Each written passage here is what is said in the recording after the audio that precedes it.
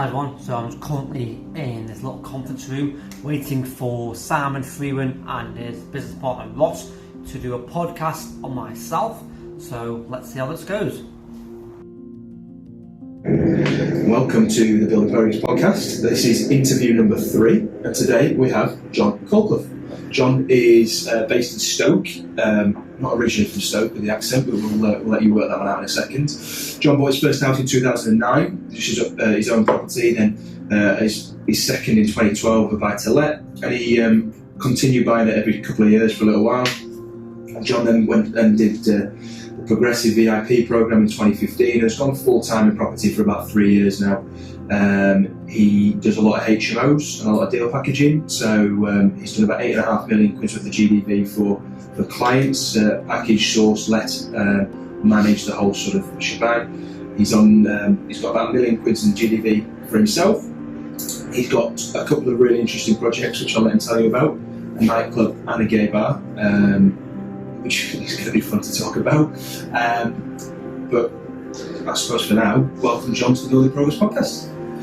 Thank you very much, guys. So John, absolute pleasure. I've known you for a little while. Probably one of the nicest guys I know in property. Always willing to give you time. So you're top on our list, but also super smart with it. So realistic, very sort of methodical in what you do. Very good with numbers. Perfect for property, which is why we're super excited to get you on board. Let's talk about how you started, where you've come from, your last sort of couple of years doing your sort of deal packaging stuff, and then onto what your projects are at the moment. So give us a little, elaborate on what I've given as an intro and what you're up to and what the deal packaging side of stuff was in Stoke. Right, okay, yeah, so it just depends on how long we've got. I can speed this up or slow it down. So basically, I started off as what you might say is an entrepreneur, like you may say. So I started to buy and sell a little bits and bobs at school on the playground at 12 years old. That's the usual. People do crisps, chocolates. Thanks. Thanks. Yeah, I like that. But yes, I was doing that along the way. I came to leave school and I thought it was a little bit obviously weird to go back to school and try to sell on the playground when I'm no longer there. So I had to go on to something different. I went on to sort of design clothes. So going back to clothes, coming back to order and selling them as soon as I get back. And after that, I went into cars. So as you can see, I was going a little bit bigger. When you went to school, I think I actually helped myself to learn about money management. Because working with pounds and pennies, I call it now, where you sign crisp and chocolate, they are your pounds and penny loan. And then I went on to clothes and cars, and it's hundreds and thousands when you're trying to buy and sell cars. And then I basically got a job as an engineer. I was doing it for 13 years, and that's how I found about cars, because I was an engineer on call out, doing between 65 and 95 hour weeks on call. So what I happened to do then was ask the call centre what do they do, and I thought that they only do an engineering call centre, but they do everything: cars, tyres, breakdowns, etc. So I found out about cars, they do breakdowns, I found out where they go. And this is the next stage in my journey, let's call it, where you learn to delegate. And at this time I didn't realise I was delegating. So I bought from auction, like I damage repair cars. I got a guy from Stafford as a car transporter, so I allowed a bit delegation. He went and picked them up. My uncle owned a car body shop, straight to him, straight to the M&T station next door, and sold them. That was a cycle. But on property, I bought my own house in 2009. I thought, I'll buy a house, I might as well buy it better than also renting. I've never rented in my life. And then in 2012, I got a phone call from my sister because my dad died in 2007. So I was sort of the man of the house, I'd step up. And what happened then was my sister run me crying. And it's a bit weird, really, because I hate girls that cry because it's winding me up and stressing me out, to be honest. So I went there, had a chat with my sister. She told me that she's getting evicted by the council. She got what they call a red letter. I've never heard of red letter. Pure mayor, that's basically where the council saying this is your final decision, we're going to kick you out. So I thought, what do I do? I thought, well, I've got a little bit of savings. It was a small amount. I went to bought a house with my sister. So that was my first house, 2012, which was buy-to-let. She's still in that today. So in my intention, next couple of years, I'm going to gift her the deposit, and she can buy that sort of no money down, well, sort of for myself. So that's my sort of give back to her. Yeah.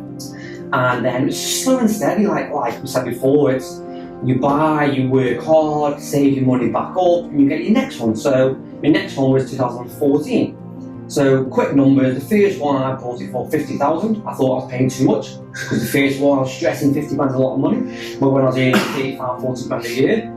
So I've done that, refinanced in 2014, it was worth 85. So purchase 50, the renovation was 13,500 and I refinanced 85. And that's Good first day. It's strange for me because when you go and see a broker, it's not even a funny story actually, when you go and see a broker and they tell you what you can do is remortgage, pull your money back out and they'll let you keep the keys. It sounds like fraud. Yeah. Well, yes, so I went to London, refinanced, pulled my 13,500 grand back out and went and bought a 4-bed semi-detached. So I just slowly steady, and then became full-time in March 16.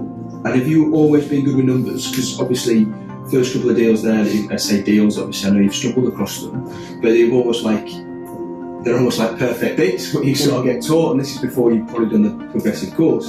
Have you always been good with stuff and analytical like that? I think I have been to a certain degree, because I'm saying, it might go back to school where they say, well, I'll work on your numbers. Yeah. Then just in pounds and pennies, I was trying to learn to make money. Yeah. So, and then if I would buy like a 24 quid a pot for £5, it's down to 30 pence each, I'll make okay money. It might be 1 or 2 quid here and there, I mean, all on the way, and I'll make a quid, right? So when you want 12 quid, it's quite a lot of money. Yeah. Because I can buy like 3 Mars bars. Now I can't buy one, but... So 2015, you've done the progressive VIP mentorship thing for the year. You've done full-time property 2016, so you're in it 3 years.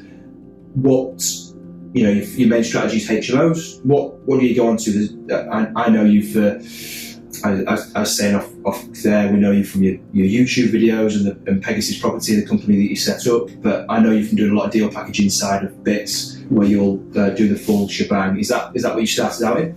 Yeah, exactly, yeah. So as soon as you sort of lose your job in March 16, you've got 1 or 2 choices. See if you get another job, first of all, and I don't think that was what I wanted. Then this is where it comes back to your team, and this is what I really got to my heart. When my girlfriend said to me, she said, John, we've got enough money in the bank for you to sort yourself out for 12 months. So you don't need to get a job for 12 months, we've got enough there to survive. So she said, I've 100% got your back. So from now, you've got 12 months to sort yourself out. Right. And that was where it gave me a bit of a breathing space, because also as a guy, most guys think that you've got to support your family. I haven't got children, but my girlfriend's still my family, right? So she said, I've got your back. And that was like a warming feeling. Yeah. And I went on to sourcing, and so I was trying a little bit in the end of 15, and that's when I became full-time in March 16, and I was starting sourcing basically, and basically it's about the numbers, getting a spreadsheet, a starter spreadsheet, and now we've got a really in-depth one. So that's what we did in sourcing. We've done just over 65 since March 16. Brilliant. Amazing. And you're starting out, are you taking boxes of Quality Street to every letting agent or estate agent, or are you just are you on Rightmove? What are you doing? Yeah, I think I'm a little bit different than that. In my head, again, obviously, I don't believe in sort of paying someone off. Yes, it does happen in the industry, no doubt, around the world as well. Yeah. But for me, I only buy sweets, chocolates, whatever, as soon as they bring me a deal. Yeah, of course. What I don't want to do is reward someone for nothing. I'll try to work in a nice manner. They bring me a deal, it stacks, then I'm more than happy to get them forever and wash it. Or whatever's there, basically. And then, so you've sourced these, obviously, again, for hopefully some value for the people that are listening. Certainly a lot of people that are starting out, many in that position. Where do you find your first investors? Where did you source them to? What was the process in getting to that point? For us, it's all about social media. Social media it's a sort of a free platform. Yes, you can pay Facebook ads and whatever else, but it's a free platform that everyone got availability to. And now, I mean, Facebook, Twitter, Instagram, YouTube. So we started YouTube probably 2 years ago, and we've got, it's not major, we've got over 3,000 followers now, and it grows day on day. So, and that's where a lot of the different clientele come from. And for what I found, I mean, if anyone's found the same, but people who are 45 and above, and just that's what I find at the moment, that they either went on Facebook and thought, yeah, okay, I trust this platform, or they've got no, I just don't trust it, it's something different, I don't like it. Yeah. And everyone who's searching about property or anything, it can be whatever you want to search about on Google owns YouTube, so Google always try and get you across to YouTube because they earn their money from ads. So we thought that was a secondary platform. But you can go Facebook, you get 5,000 friends in 2 or 3 months, just and getting out there and just talking, enjoy what you love. So, say hello, Ross. hi guys. Always takes me a few minutes to walk and say hello. So, you say you use social media a lot. Is that for clients that you may be selling a deal to? I take it is. Yes. Right, so where do you find properties?